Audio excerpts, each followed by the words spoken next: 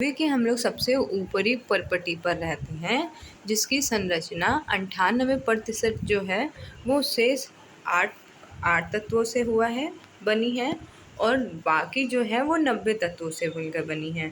तो अगर हम चट्टानों की छोटी सी परिभाषा लेंगे तो पृथ्वी की पपड़ी के पदार्थों को चट्टान कहते हैं। ये ग्रेनाइट तथा बालू का समान कठोर भी हो सकती है और चीका तथा रेत के समान मुलायम भी हो सकती है। और अगर हम इसकी छोटी सी इन दोनों को वर्गीकरण करें, मतलब चट्टानों का अगर वर्गीकरण करें तो इसके दो टाइप से बांटा गया है।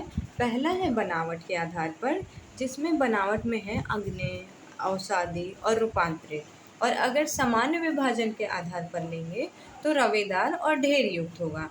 तो अगर हम छोटे-छोटे ये जो आग्नेय हैं, अवसादी हैं और रूपांतरित हैं, इनके बारे में अगर हम बात करें तो सीधे-सीधे बात करेंगे कि जो आग्नेय चट्टानें होती हैं वो रवेदार होती हैं, दानेदार होती हैं, इनमें परतें नहीं होती हैं और जलयुक्त, मतलब इनमें जो जोड़ रहता है उससे जल रिसाव होके कहीं-कहीं जलयुक्त भी होता है और कभी-कभी रहता है तेल युक्त भी होता है। और अगर हम लोग बात करेंगे हमारे अवसादी चट्टान की, तो अवसादी चट्टान नाम से ही पता चल रहा है कि अवसादों से मिलकर बना है। नीचे जिसका मतलब होता है सेडिमेंट्स।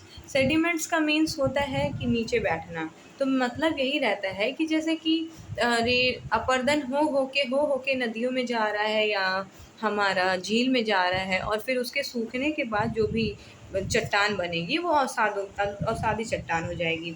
और इसमें जो होता है जीव अवशेष जो होते हैं इसका समूहन होता है।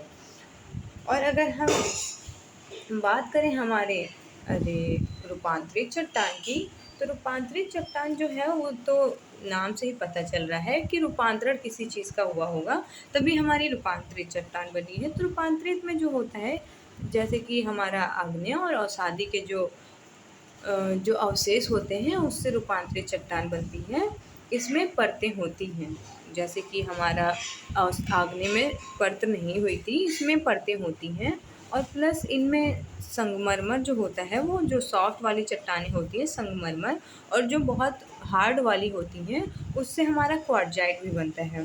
और अगर जो सामान्य विभाजन के आधार पर हमारा ढेर युक्त वाला था, इसको अगर देखेंगे तो पहला जो रवेदार वाला था इसमें हमारा आग्नेय तथा रूपांतरित होती हैं और दूसरी जो ढेर युक्त होता है उनमें अवसादी होती हैं।